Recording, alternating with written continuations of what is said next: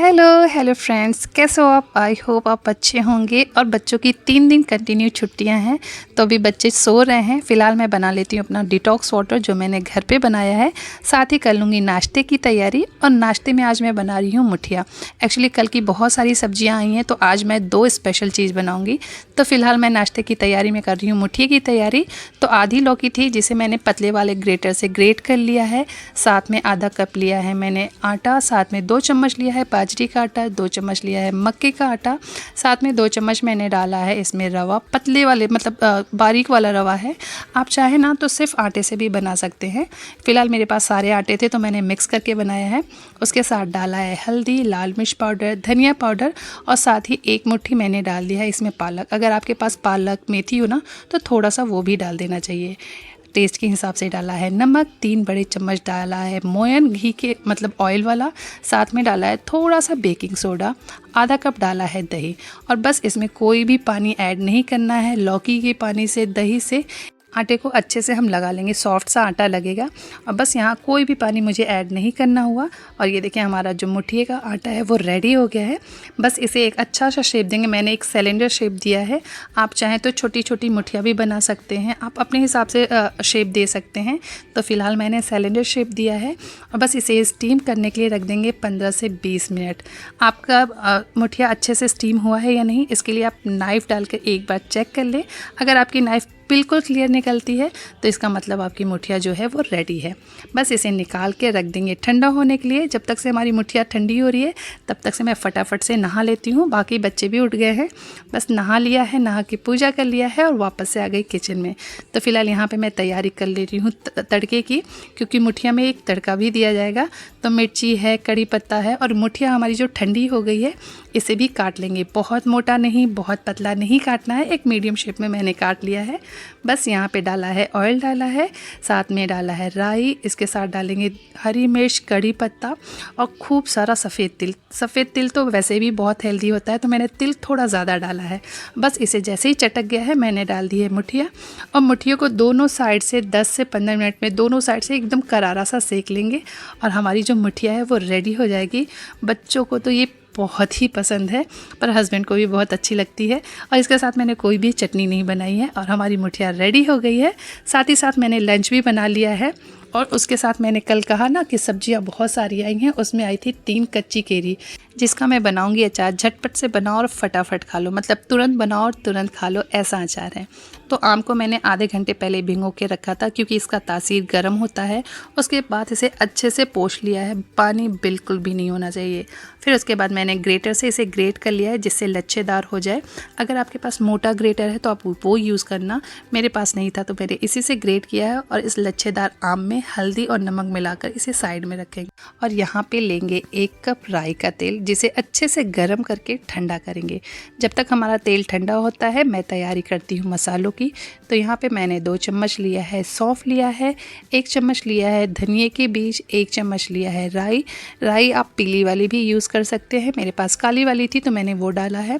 साथ में 1 चम्मच मैंने डाला है ज़ीरा। इसके साथ डाल देंगे आधा चम्मच मैंने डाला है इसमें मेथी दाना।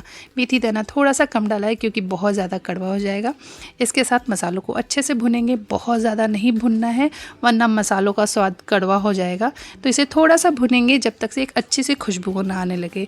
और मसालों को रखेंगे ठंडा होने के लिए। जब तक मसाले ठंडे होते हैं यहाँ पे हरी मिर्च और लहसुन को मैंने लिया है चॉपर में चॉप कर लिया है। आप चाहते हैं तो इन्हें लंबे लंबे लच्छों में भी काट के डाल सकते हैं। मसाले हमारे ठंडे हो गए हैं, इन्हें दरदरा सा पीस लिया है। अब बस इन सारी चीज़ों को करनी है मिक्स।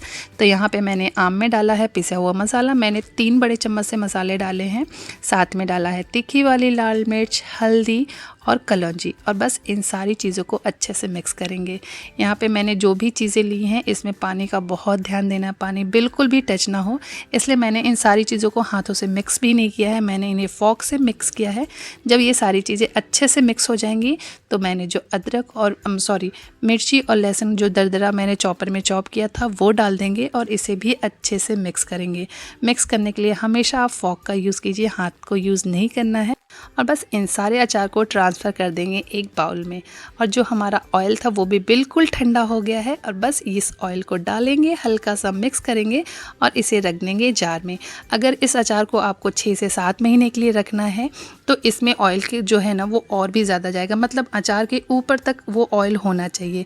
लेकिन ये जो अचार है ये 1 से 1.5 महीने में ख़त्म हो जाएगा। हमारे यहाँ तो शायद ये 20 दिन में ही ख़त्म हो जाए। अगर आपको लंबे टाइम तक रखना है तो ऑयल थोड़ा सा ज़्यादा रखना होगा। और थोड़ा सा इसमें हम डाल देंगे सिरका, मतलब कि विनेगर। अगर वो डालेंगे तो हमारा अचार 1 साल तक आराम से चलेगा। और फ़िलहाल इस अचार को मैंने बनाकर इसे फ्रिज में रखा है, फ्रिज के बाहर नहीं रखना है। फ्रिज में रखेंगे तो ये आराम से महीने भर चलेगा।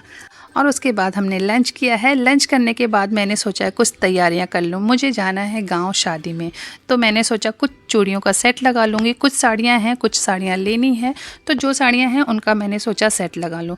और ये सोचना था कि मैं आज इतना बुरा फंस गई इस काम के चक्कर में, क्योंकि मैं ऑलरेडी सुबह बहुत जल्दी उठ गई थी, थोड़ा सा रिलैक्स होना चाहती थी।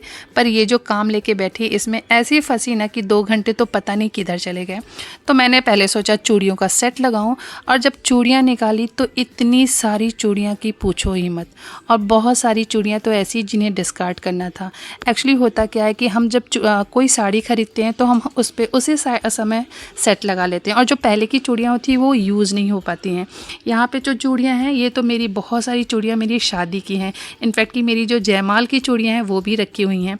बहुत सारी चूड़ियाँ हैं जो छोटी हो गई हैं, क्योंकि पहले मैं थोड़ी सी दुबली पतली थी, तो वो जो साइज़ था और अभी का जो साइज़ है बिल्कुल अलग है। तो वो सारी चूड़ियाँ हैं। बहुत सारी मेटल की चूड़ियाँ हैं जिनके कलर डल से हो गए हैं।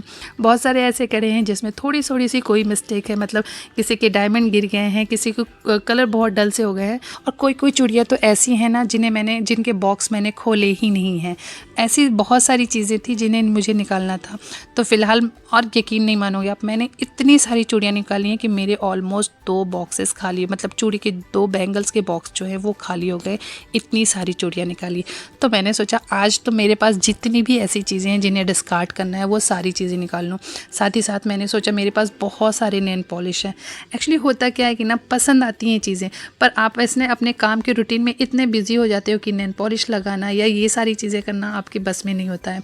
इसमें बहुत सारी चीज़ें जो है ना वो मेरी शादी के टाइम की है, जो कि मैं फ़र्स्ट टाइम जब मुंबई आई थी तो वो सारी चीज़ें लेके आई थी, जिनको मैंने कभी यूज़ ही नहीं किया।